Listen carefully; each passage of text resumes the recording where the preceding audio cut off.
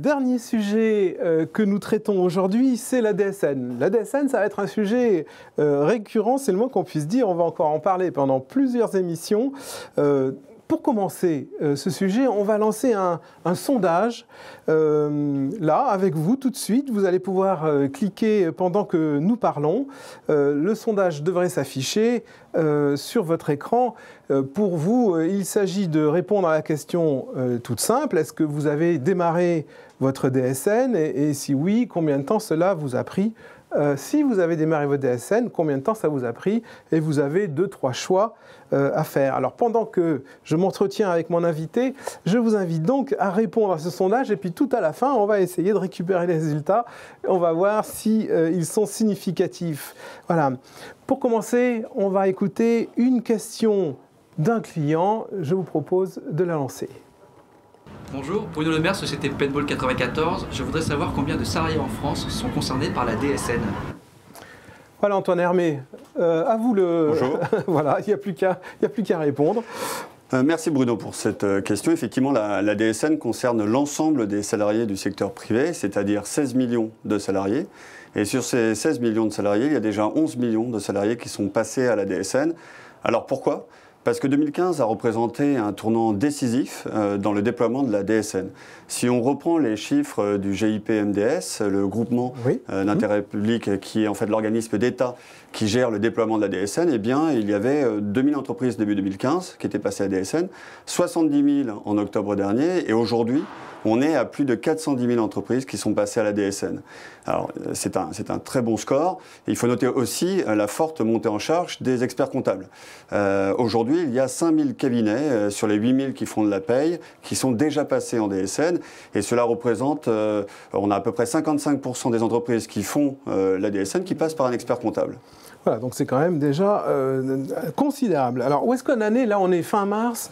Où est-ce qu'on en est à fin mars? Que se passe-t-il dans cette période-là, précisément, sur le sujet? Alors, écoutez, en 2016, la mobilisation des entreprises s'accélère véritablement. Ce n'est pas Sedge qui le dit, même si nous sommes le premier éditeur en nombre d'entreprises qui sont passées à la DSN. Ce sont nos clients, en fait. Et l'on peut voir qu'ils sont de plus en plus nombreux à démarrer la DSN.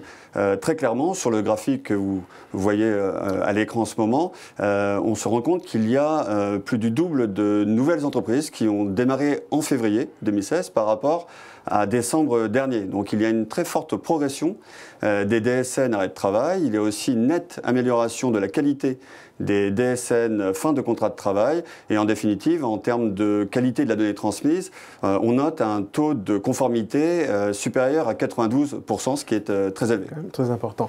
Le calendrier, là, on a besoin de voir à peu près où on se trouve, où est-ce qu'on en est. Il y a de l'actu aujourd'hui, je crois, dans quelques jours ou quelques semaines. Hein. Alors, on est vraiment pile poil dessus. Juste pour rappeler en fait le contexte, l'État a souhaité une montée en charge progressive des entreprises dans la DSN. C'est la raison pour laquelle l'État a institué des phases pour permettre de substituer telle ou telle déclaration. Ça a commencé par la phase 1, qui est aujourd'hui terminée, mais qui a permis de substituer les déclarations AED, attestation employeur dématérialisée, et puis aussi les arrêts de travail, maladie, paternité, maternité. Et ça, c'était la phase 1. Aujourd'hui, nous sommes passés en phase 2, c'est-à-dire qu'on peut substituer les DUC-URSSAF et ça représente à peu près 9 formalités qui sont substituées.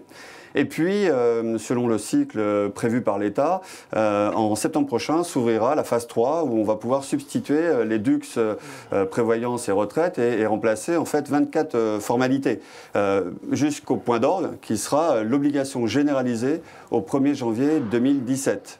D'accord. Qu'est-ce qui va se passer d'ici les vacances et autour des vacances là? Parce que c'est vrai que c'est toujours un problème. Hein, aujourd'hui, très clairement, nous sommes en phase 2 en mars. Et il est à noter deux choses très importantes. D'une part, il y a eu le report en fait, de l'obligation généralisée de janvier 2016 à janvier 2017. Et ça représente une formidable opportunité pour les entreprises qui ne sont pas encore passées à la DSN de le faire et de le faire plus facilement et avec davantage de sérénité. Pourquoi ? Parce que les éditeurs sont prêts. les éditeurs sont disponibles. C'est pas encore, enfin, il n'y a pas le rush. Et surtout, par exemple, je prends l'exemple de Sage. Sage, on a multiplié par 2 le nombre de personnes à l'assistance pour répondre aux clients. On a totalement revu aussi notre offre de formation. On fait même du e-learning aujourd'hui. Et on a même lancé des contrats spécifiques DSN, comme DSN Easy pour les solutions de SagePay, ou les contrats Flex pour Ciel pour les TPE, où là, on est sur le principe d'un envoi illimité de DSN. Mais effectivement, comme on travaille en étroite collaboration avec les organismes d'État, effectivement, pour cette session d'actualité légale, je peux d'ores et déjà vous dire qu'il semblerait qu'il y ait un décret apparaître très prochainement dans les semaines qui viennent, c'est-à-dire que c'est vraiment en cours de signature. Et ce décret est très important puisqu'il annoncerait une obligation anticipée à l'été prochain, l'été 2016, c'est-à-dire dans 4-5 mois, on y est, là, plutôt en août 2016, qui concernerait une très grande partie des entreprises françaises. Pourquoi ? Parce que le seuil d'obligation serait relativement bas. Les premiers travaux préparatoires nous indiquent qu'il s'agirait d'un montant de cotisation sociale déclarée au titre de l'année dernière de 50 000 €. Et 50 000 €, voire peut-être un peu moins, 50 000 €, c'est relativement bas. Ça représente une entreprise avec 5 salariés ou plus. Oui, c'est ça. Voilà, donc c'est quand même une très grande partie des entreprises qui seraient concernées. Et en parallèle de cela, il est aussi à noter que les experts comptables seraient impactés. Pourquoi ? Parce que là, pour le coup, le seuil serait en fait un montant de cotisation de clients qui atteindrait les 10 millions d'euros. Donc, en définitive, ce qu'il faut vraiment comprendre, c'est que si vous êtes susceptible d'être concerné par cette obligation anticipée d'août prochain, ouais. Si vous voulez organiser ou préparer vos vacances d'été, notamment, puisqu'effectivement, on pourra, si on est sur un déclaratif août sur les salaires de juillet, on peut déclarer dès le 16 juillet. C'est une petite astuce qu'on vous donne. Donc, et si, de plus, vous voulez éviter les pénalités, donc ne pas être en retard, il n'y a qu'un seul mot d'ordre. C'est n'attendez plus. Démarrez dès maintenant. Avec Sage, vous réussirez la DSN, mais maintenant, ça n'appartient qu'à vous. Et ce qu'on doit dire, c'est qu'il y a une urgence et que la DSN, c'est vraiment maintenant. Ok, super. Mais pendant ce temps-là, merci Antoine, c'était très clair. Pendant ce temps-là, le vote a eu lieu. Hein, ça tourne encore un peu. Moi, j'ai les résultats. Je vous les fais commenter comme ça rapidement. À peu près un répondant sur 2 a démarré la DSN en 3 mois. C'est le résultat du vote. Oui. Et puis, on a un petit 30% qui l'a fait en 1 mois. Et voilà, donc on a 3 mois, 1 sur 2.